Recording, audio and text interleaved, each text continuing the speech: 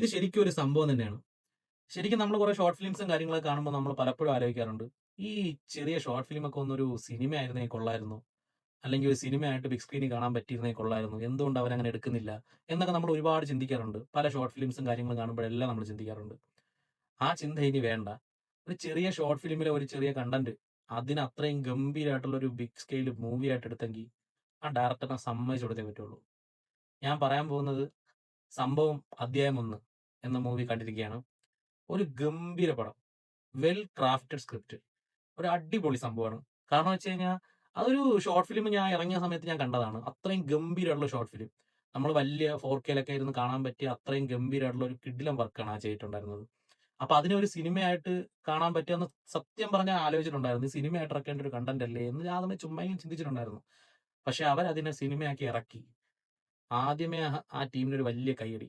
Hats off. അത്രയും ഗംഭീരമായിട്ടുള്ളൊരു സ്ക്രിപ്റ്റിനെ clear ആയിട്ട് അത്രയും സൂപ്പർ ആയിട്ട് എടുത്തിട്ടുണ്ട്. അത്യാവശ്യം നല്ലൊരു താരനിര തന്നെ സിനിമയ്ക്കകത്തുണ്ട്.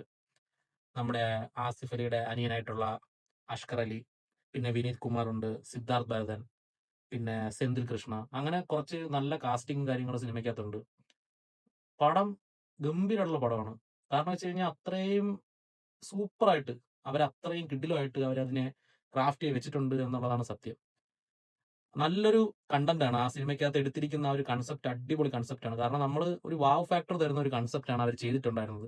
ആ ഷോർട്ട് ഫിലിം തന്നെ കണ്ടാൽ തന്നെ നിങ്ങൾക്ക് അറിയാൻ പറ്റും. അടിപൊളിയായിട്ടാണ് ചെയ്തിട്ടുള്ളത്. അപ്പൊ ആ അത്രയും നല്ലൊരു സ്റ്റോറിയെ ഒരു സിനിമയാക്കി അവരെടുത്തു. അതിന് സമ്മതിച്ചു കൊടുത്തേ പറ്റുള്ളൂ. അത്രയും ഗംഭീരമായിട്ട് അവർ ചെയ്തിട്ടുണ്ട്.